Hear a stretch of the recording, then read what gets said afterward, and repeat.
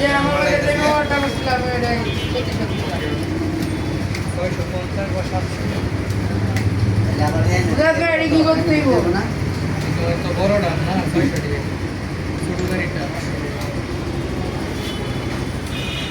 এই অবস্থায় এই গাড়ির দাম হবে মাত্র 10,000 টাকা। দাদা 10,000 দুই মানুষের কাছে 10,000 হবে। 10,000 হ্যাঁ বাপরে বুঝছে এটা হলো ভাঙ এই ভাঙ্গারি গাড়ির কি এটা ইয়ে হইতেছে রে। গাড়ির কাজ করে হইতাছে তোমার আপনি তো ভালো করে জান হ্যাঁ হ্যাঁ জার্মানি সার্ভিসিং বলেন